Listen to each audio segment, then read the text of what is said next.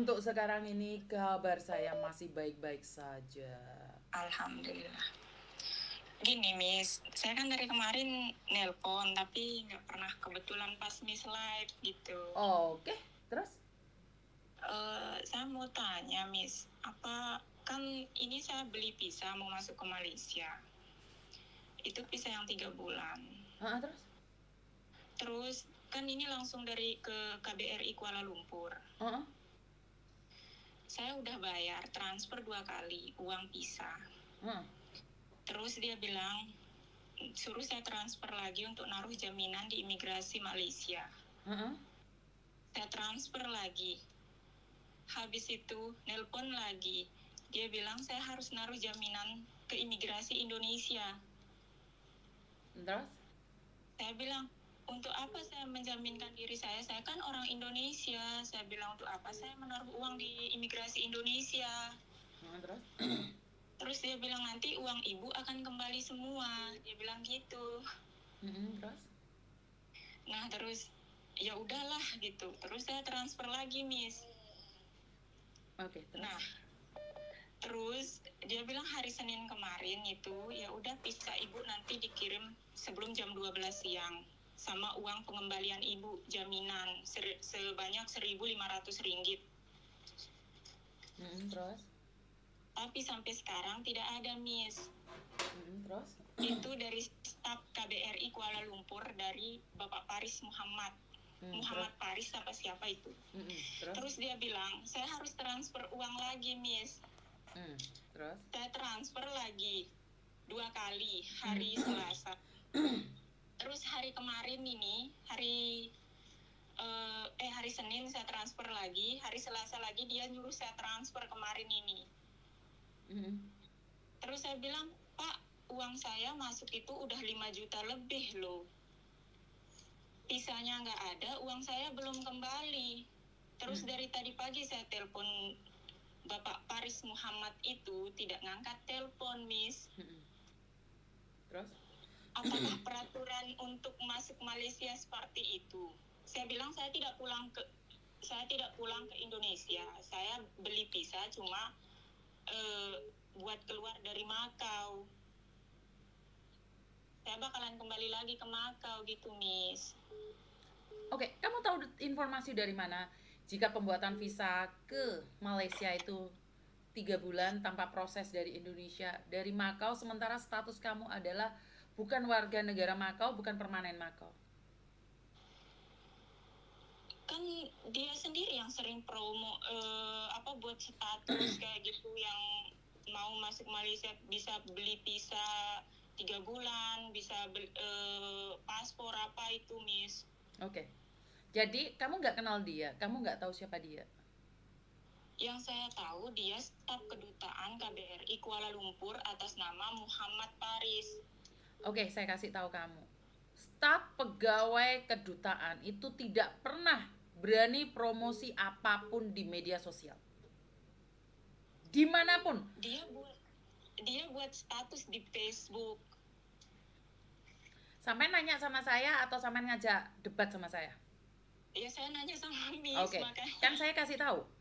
Staf pemerintahan Indonesia yang ada di luar negeri itu tidak akan pernah boleh mempromosikan apapun itu. Apalagi mengambil keuntungan dari orang di luar sana, kecuali ditransfer secara resmi. Dan untuk proses ke Malaysia itu tidak bisa ditengarain dari negara lain.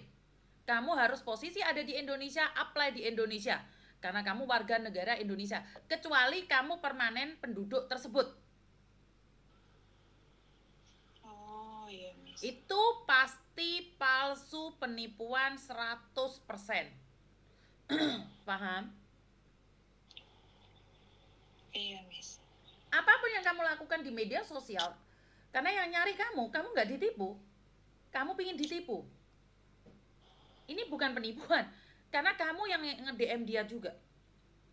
Makanya kemarin jamak juga dengan KBRI Kamboja yang dikatakan mengambil uangnya.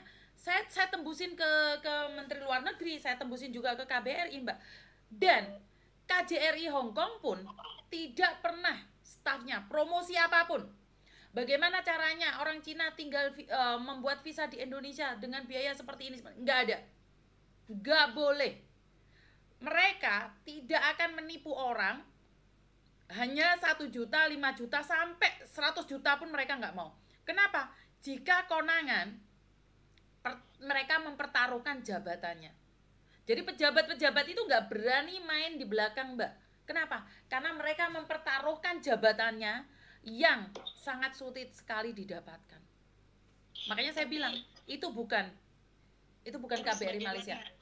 Terus bagaimana dengan namanya yang sudah dijual? Namanya sudah dijual, selagi itu orang lain yang pakai dan bukan orang itu sendiri, ya mereka nggak perlu bertanggung jawab, Mbak. Kamu sudah pernah ketemu nggak? Sudah yakin nggak? Nomor rekeningnya itu sudah dicek belum? Itu yakin pegawai KBRI? Nggak pernah cek nomor rekeningnya sih, Miss. Oke. Terus, sebelum kamu transfer, pastikan itu orang siapa. Apakah benar dari pegawai KBRI? Jangan percaya begitu aja. Nggak boleh. Karena kalau kita sudah ditipu, kita itu sulit ambil uangnya. Bahkan saya ingatkan, uang mayat pun dicuri 200 juta, 300 juta. Lebih baik masuk penjara daripada harus mengembalikan uang. Ngerti? Iya, tahu sih, Miss. Maka dari itu, orang itu sudah stres, gila, depresi, Mbak. Kalau sudah berbicara tentang uang. Ngerti? Iya, Miss. Jadi mereka nggak akan bertanggung jawab. Jangankan kamu yang pembuat visa ini, uang mayat 200 juta, yang saya katakan 200 juta, ternyata di media sosial sampai 300. Lebih baik di penjara daripada mengembalikan uang. Paham? Iya. Ini pakai logika, Mbak. Orang kalau sudah menipu daripada harus mengembalikan uangnya, mendingan di penjara. Penjara setahun 2 tahun keluar. Tapi untuk mengembalikan uang 100-200 juta, benar nggak? Sekarang itu udah nggak takut lagi dengan Tuhan. Banyak sekali orang yang memilih, udah di penjara kan selesai, lunas. Kan sudah bertanggung jawab, selesai dong. Konsepnya bukan menipu, mencuri, terus menyerahkan diri, clear, lunas. Enggak, konsepnya nggak itu. Karena itu berhati-hati. Itu pesan Miss Yuni. Iya, Miss. Saya katakan itu pure 100% penipuan. Terus gini, Miss, misalkan ini kan saya di Makau, mau ke Malaysia buat beberapa hari. Itu saya nggak usah visa kan, Miss? Kamu ke Malaysia itu selama 1 bulan nggak usah pakai visa, Mbak. Yang penting kamu punya tiket pulang pergi, kamu punya uang, punya hotel, selesai. Iya. Dan kamu punya uang tunjuk mungkin 10 juta kurang lebih, udah selesai. Ngapain kamu buang-buang uang ke orang, Nak? Ya Allah, Miss, ini aku mungkin bisa sharekan voice note-nya dia ke Miss mungkin. Percuma, nggak perlu.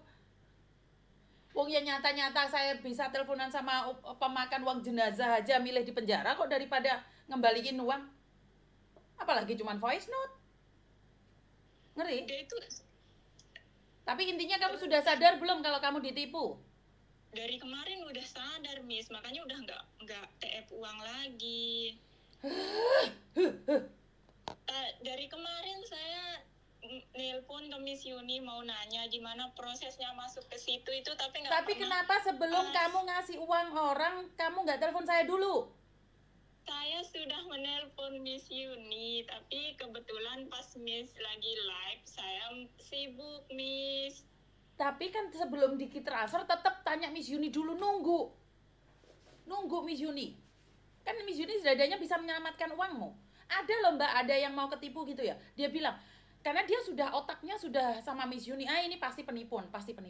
Akhirnya dia bilang apa? Kalau tidak saya berbicara dengan Miss Yuni, saya nggak akan transfer. Akhirnya cowoknya pergi kok. Itu yang nipu.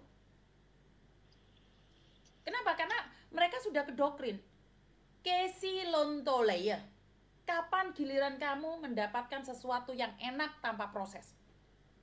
Hanya dengan mengeluarkan uang, kita mendapatkan kenikmatan. Kesi, kapan giliran kamu? Yang ngeluarin uang aja masih ketipu. Iya. Bener nggak sih? Iya. Jadi memang kenyataannya kan kayak gitu. Kayak yo-yo toh. Lek cerita kayak yo-yo toh, iku pegawene iku. Ternyata Iya. telek garing toh. Setan memang. Udah, nggak usah mengeluh karena kamu sendiri yang cari informasi. Benar nggak? Nah, Miss, dia itu mengupload di dalam KBRI loh, Miss. Marco, nah itu videonya orang, itu videonya orang diambil, cintaku. Terus itu di video itu juga ada Mbak Ina yang stafnya KBRI itu loh. Makanya, ya itu videonya orang diambil. Ya Tuhanku, Facebook kok dipercaya, Gusti Pangeran. Kuwi lho sindikate padha teko kabeh ngamuk ndek Miss Yuni lho kaya yo-yo. Ngerti? aduh. Kowe sadar apa ora? Lek ra sadar rene tak jambar rambutmu tak parani ndek makot jentus-jentus nih. Udah sadar dari kemarin, Miss. Makanya nggak pernah transfer. Sekarang orangnya saya telepon nggak pernah mengangkat. Ya dia sudah sadar, kamu sadar. Iki wonge lagi nonton iki. Wonge lagi guyu kepingkel-pingkel ya. Wes, tak izinkan mengguyu dulu. Wes, mundur. Wes sadar ya. Wes. Ya wes, makanya jangan lupa sisihkan sedikit uangmu pada orang yang membutuhkan. Kenapa? Mangan yo ngising. Mangan yo ngising. Lek kamu gak ngetokno apa yang kamu dapatkan, dadine penyakit. Ya penyakit iki mau. Makanya Miss Yuni selalu bilang, kalau kamu dapatkan rezeki sedikit sisakan buat orang lain. Jangan dimakan sendiri. Jadi penyakit, Nduk. Ya iki mau. Penyakit sembarang-barang. Wong ate di Malaysia kok iso golek visa on the way iki piye to konsepmu? Maksudnya mau disuruh beli kan ada Miss yang bisa 3 bulan. Iya, tapi harus proses dari Indonesia, cintaku. Gusti Pangeran. Kowe iki pingin di negara ndi? Kamu itu bukan penduduk Makau. Nggak bisa proses, Nak. Iya, Miss. Jadi kalau mau ke luar negeri, ke daerah lain, kamu itu harus pulang ke negaramu, kecuali kamu itu penduduk permanen situ. Ngerti? Berarti ini kalau saya kan tiketnya udah dibeli, Miss. Saya belikan siapa? Majikan. Ya udah berangkat aja kan, pulang pergi tuh tiketnya. Iya, tapi masuk Malaysianya itu pre-visa kan? Iya. Duh. Miss Yuni sih masuk. Eman, kayak aku iso tuku ambulan loh. Lah iya, udah masuk ke 6 jutaan itu. Hai.